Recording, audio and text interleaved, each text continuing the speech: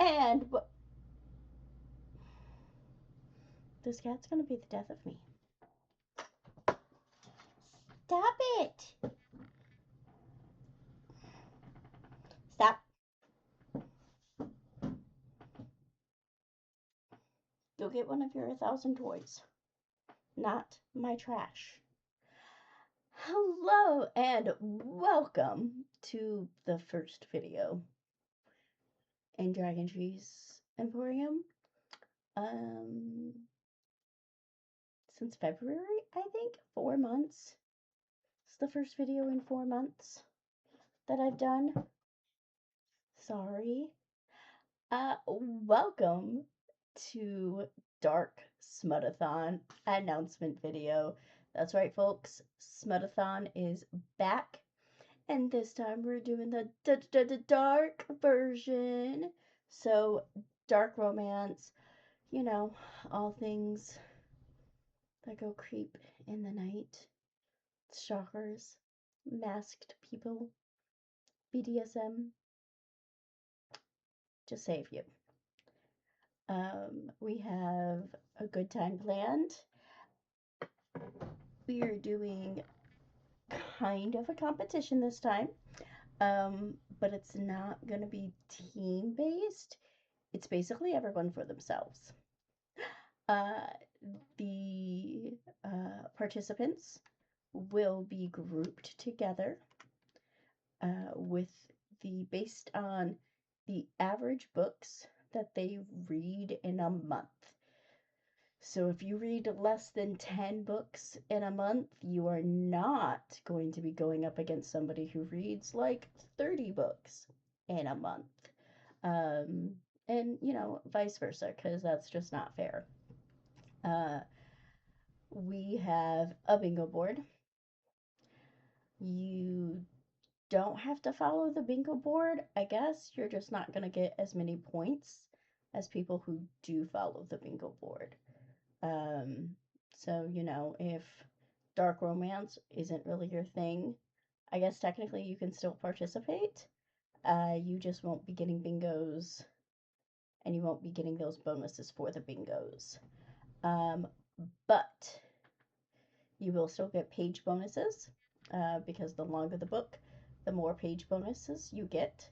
You will still get points if it is a queer romance. Those are bonus points this time around.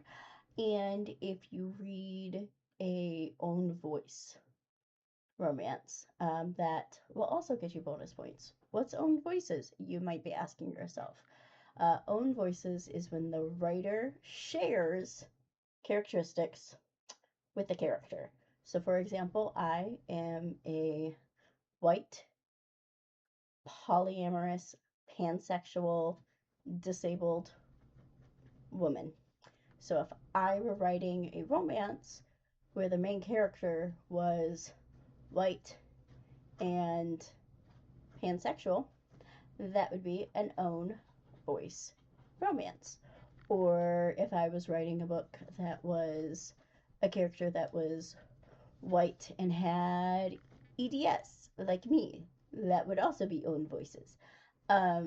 You get bonus points for those because we are all about inclusivity, and so we want to raise up those shared characteristics instead of just having, you know, the same white man, white woman writing about every different type of character. So very exciting.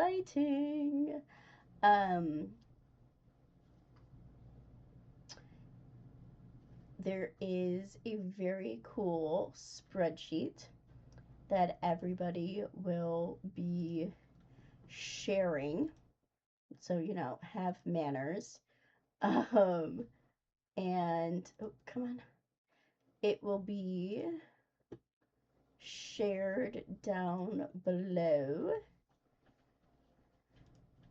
I'm trying to get it up here. There we go. So, firstly, let's zoom out a bit so you can kind of see it.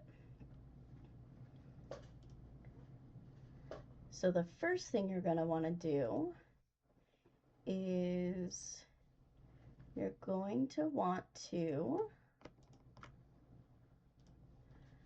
fill out our handy dandy Google form. This is just basically how many on average books do you read a month. And then those of us on the mod team will make sure that we have you guys separated so that, like I said, somebody who reads less than 10 books in a month is not going against somebody who reads more than 30 books a month, or somebody who reads 20 books, because that's just not fair. So you'll need to fill out this lovely entry form. And then we have our lovely spreadsheet here that was put together by Morgan. You will just add your name here. As you can see, I've already added mine. And then once you finish a book, you will select your name from the drop down, put in your book title, put in if it represents a prompt or not. So let's just say we're reading Haunting Adeline. It fits 2 prompts.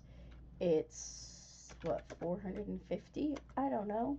Is it queer? No. Is it on voices? No.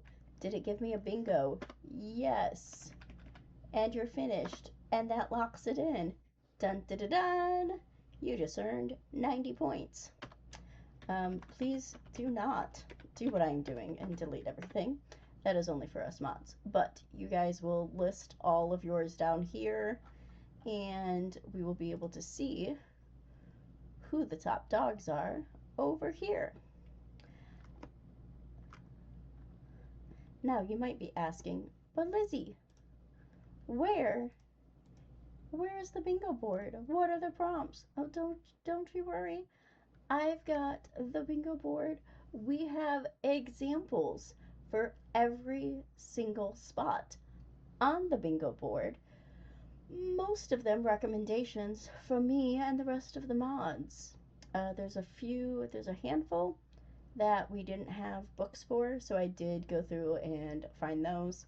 But I don't think they're going to be too bad. They'll at least be interesting. So we'll go ahead and get to that. Okay, Dark Smutathon. Now, like I said, you don't necessarily have to read dark romance books. You're just going to get more points for them. However, this top line here are like the lightest of the light dark romance tropes. Okay, so if you still want to get points for that bingo, you can read within this row, and they're all going to be pretty light still. So you've got edging. Yeah, we know what that is, yes. Okay. We've got multiple partners. Not necessarily dark. You can find perfectly sweet. Okay. Perfectly sweet romances that have multiple partners. Touch them and die. This may just be, touch them and I'll get mad. Like, we want that, like, overprotective, they're mine vibe for this prompt. I can fix them. That's simple. Just, yeah, no, he's got some orange flags, some red flags. I can fix them. And then masked.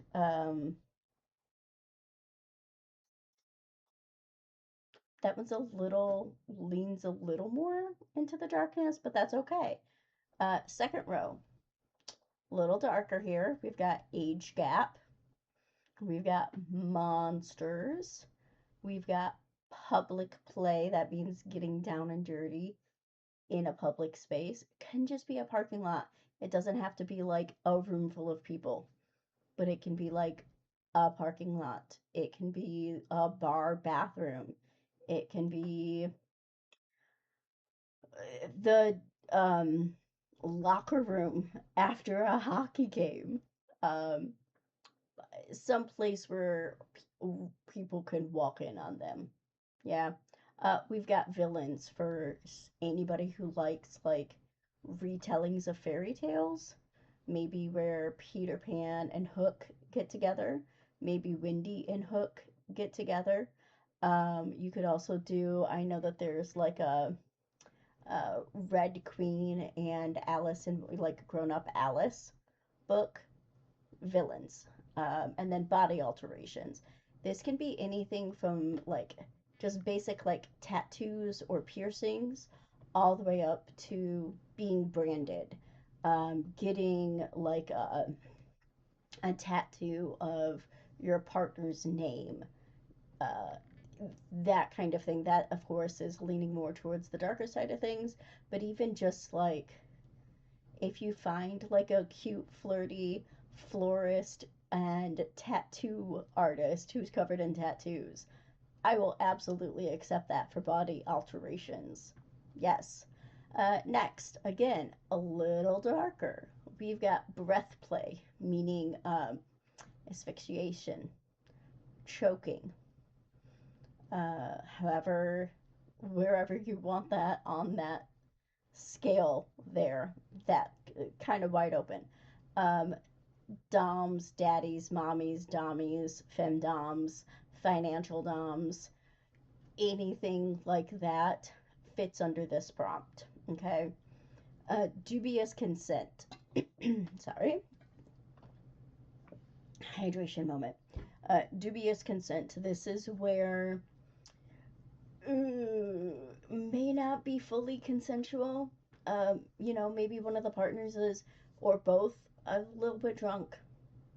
Maybe one of them is under the influence of some kind of drug. Um, Dubious consent. Stalker, very popular right now. Captive and captor. Stockholm syndrome. Uh, Quite a few of these as well. And then this is the very like darkest line. We've got bondage and impact play, questionable use of objects. That can be anything from a hairbrush handle to a gun to a knife. I mean, questionable use of objects. Non consent. That's rape. Yeah. Um, Somnophilia, that's where one partner is asleep during the act. And then snuff is where one of them dies during the act. Or you could also fit necrophilia in this prompt. And yes, I do have a recommendation for that. Um, did I skipped this line? Okay. I just realized that. Back here, kind of the middle line. Yeah, like you can see, it's kind of the middle. We've got humiliation and degradation. That's just kind of humiliating somebody, making them get down on their knees, maybe calling them names. Sometimes spanking falls into this. So if there's like a little light spanking, I'd be okay with you putting that in this prompt.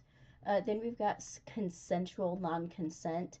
That's where the two parties agree that a scene is going to happen, and that scene plays out like it's non-consent. Um, it's role play. Um, various different ways that you can do that. It can a lot of times tie into this one, primal play, where there's like a chase and a capture. Sometimes there's biting involved in primal play. Consensual non-consent can a lot of times play into that. So you might find a book that has both of those. Drug use, again, that can play into this dubious consent down here. Um, it doesn't have to be like intense drug use. It could be taking extra cough syrup to make you sleepy, and then, oh, look, somnophilia. Like, that could happen. Do you see how I'm tying things together here? Okay. And then right in the middle spot, we've got breeding. which no, that does not refer to animals breeding, that is people. And it is not necessarily where the book is going to have a pregnancy trope or kids trope come up. It's more linked to that primal desire to impregnate somebody or to get impregnated. Doesn't necessarily have to lead to actual impregnation. Um, it's kind of a you'll know it when you read it situation. However, if you are reading like a contemporary romance where they are trying to have kids and that is a part of the plot, yes, you can put that here. I'm, like I said, I'm not going to police what you're reading. And if you want to go more the like non-dark romance route and try to fit them, some of them you can make do. Like breeding is one that you can like play with that line. Yeah. Okay. I need another hydration break. And look at my cute little mug. It's got black cats all over it. I love it. I say mug. I say little. It's like a 40-ounce cup. Um, but so those are all the prompts. Um, most of them are dark romance. They get that bingo board, like I showed you, does go from light to dark. Some of the top rows you're going to be able to fill in with, normal contemporary romance. Even some like sweet, wholesome romance. The farther you go down, the harder it's going to be to fill it with non dark romances. But you can still go for those horizontal lines to get bingos if you want to. So I had me and the mods come up with recommendations, and I have filled those in onto the bingo board. Some of the books are used twice because we are allowing double prompting this time, and only double prompting. But this way you can see different examples of the books. Okay, so why? Oh, with this edging prompt, we've got Pretty Boy by Jet Masterson. That also. Oh, hold on. You get to see behind the scenes. Unlock everything. Why isn't this working?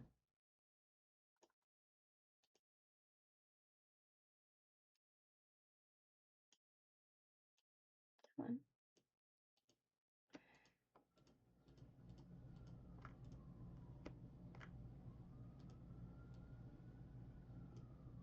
Okay, fine. All right, so this first row, we've got Pretty Boy by Jet Masterson, Satan's Affair by H.D. Carlton, Son of a Witch by Harley LaRoe, I Can Fix Her by Ray Wild, and Lights Out by Nevessa Allen. Now, for a reminder, that row is this one: Edging, Multiple Partners, Touch Them and Die, I Can Fix Them, and Masked. All right, and then again we have Pretty Boy by Jet Masterson, Honeysuckles by January Rain, Her Soul for Revenge by Harley LaRoe. These two are in a series. And then The Queen Takes Rose by Katie Robert. Here's that villains book. It is Red Queen and Alice in Wonderland. And then we've got Rapture Revenge, which is, this is an omnibus, so it's like the two books in one. So it's a duology. But it sounds amazing. And then we've got Fine or Punishment. I love a good pun. And that's by Mira Hargrave. Ruby Flesh and Heart by Deanna Zoller, I think. I think that's what it says. I can't remember. I found this one late last night. Um, yeah. Again, Honeysuckles by January Rain apparently fits in that breeding spot. Daddy Dearest by D. Dove. Her Soul for Revenge by Harley LaRoe. So now you can see, here's this trilogy. Here's those doubles. And then we've got the third one down further, right there, Her Soul to Take. Um, the three of them technically can be read in any order, but there is some spoilers, and I think it's best if they're read in order. But then we've got Her Soul to Take by Harley LaRoe, Sadist by Chaos. I can't remember their first name. Possession by Rena Saint. Where's Molly by H.D. Carlton. This does tie into Satan's Affair very, very little bit, but they are standalones. They are prequels to Haunting and Hunting Adeline. Then we have Bloody Quarter by Brooklyn Cross. And this last line, my dark, dark romances. This is a series called Dark Jock. I think there are 5 or 6 different books. This is like an Audible special right now, so it was like it's all 5 books together. And it is BDSM romance, bondage, and impact play. Then we've got George's Betrayal, Story of the Eye. Yeah, this is gross. I have not read this, but a friend did. And there is water sports, like in the first chapter. There is also some questionable object anal play in there, which is why it is on the questionable object prompt space. So, then we have Between the Devil and the Sea by Channing Lynn Feener. We have Little Stranger. And then for snuff, we have Exquisite Corpse by Poppy Z. Bright. Again, this could also be necrophilia. This book, a lot of these books have some massive trigger warnings. So please, please, please look into them before you actually go to read the books. But we can double prompt. That's perfectly fine. And that's it. Once again, all right. The everything is going to be in the doobly-doo. There is an actual like rules document this time. There is a Discord. If you haven't followed along before, we do have a Discord. There is the spreadsheet. There is a recommendation spreadsheet that has all of those books I just went over and what prompts they could fill, as well as some of them have trigger warnings already listed. We will probably be adding into those for the next 2 weeks. And then the readathon itself starts July 1st and runs until July 31st, and that's in your time zone. Your time zone. So, if you're in France, you get to start a little bit earlier than those of us in, the Midwest. We get to start earlier than anybody on the West Coast. So it starts at like 12 a.m. July 1st, your time. It ends 11:59 July 31st, your time. However, if you get a bingo and you're like, okay, I'm done, cool, be done. If you want to go for a blackout board, but you get that done in 2 weeks, cool, awesome, great. If you have any questions, please let me know. In the Discord, you can ping the boss bitches to get a hold of any of our mods, and they will answer questions to the best of their ability. Come hang out and have fun with us. Bye!